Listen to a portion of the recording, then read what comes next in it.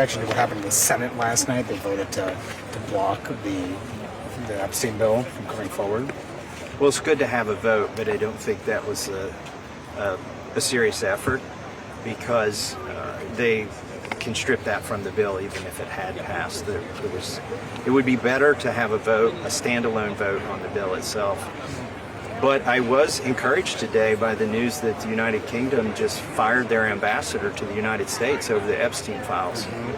For those who say that there's no there there, that this is a hoax, if it's a hoax, why did the British government just can their ambassador to the United States? It's because more is coming out on the Epstein files, and they see what's coming down the pike. And just on the legislative front, was it a mistake for Schumer to try to force that vote in the Senate to set back your efforts in any way? It's not something I would have encouraged, but that's his decision to do. It's actually Senator Merkley's bill that mirrors our bill, and I think he took Merkley's language. You'd have to ask Senator Merkley about that. You're at 217 signatures. You need one more. What's your sense of your Republican colleagues? Because the next person is going to have the wrath of the president. Is going to have, in this very heated environment, taking that step to be the decider.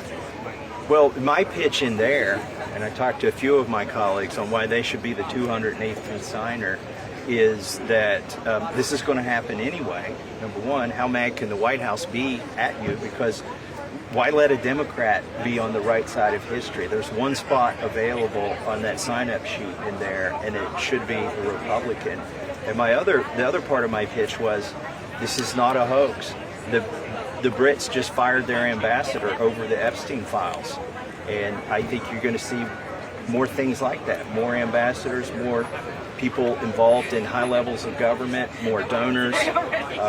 These folks need to be named. How confident are you that the three other signatories won't bail under White House pressure? I've talked to all three of them, and they are solid. They're not going to cave.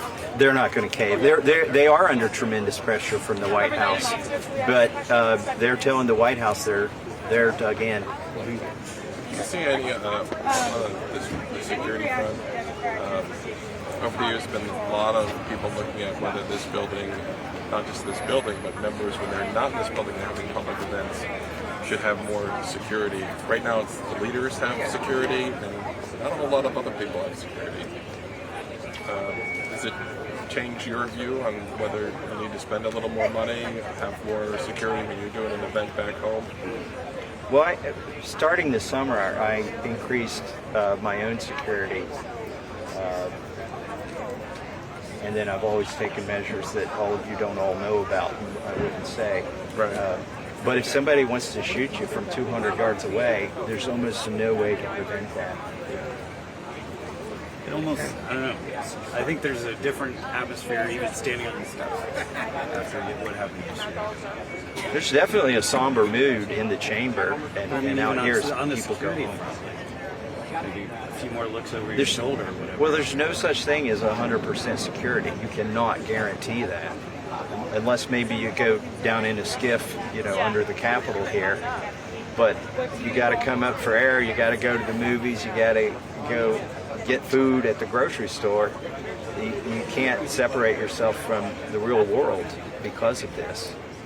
Now, Charlie Kirk was brave. He could have done all inside events and eliminated the possibility of that, but he had a message to spread, and he didn't limit himself. Mr. Massie, on the economy, there's more news this morning that their prices continue to rise. I'm wondering, what do you think about the way the president's been handling the economy up until this point? Well, the debt is going up. It's gone up $400 billion since the big, beautiful bill passed, and it's all deficit spending.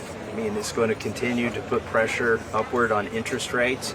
It's going to continue to put upward pressure on inflation. The reality is the big bill that we passed is going to exacerbate bad things in the economy, not make them better. And the proof will be in the pudding. If you did this in your last 6 months in office, maybe you could blame it on the next person, but unfortunately, we've got 3.5 years to see what this big bill is going to do, and it'll do exactly what I said. It's going to increase the deficit, increase the debt, drive up inflation, and drive up interest rates. Appreciate it. Thanks.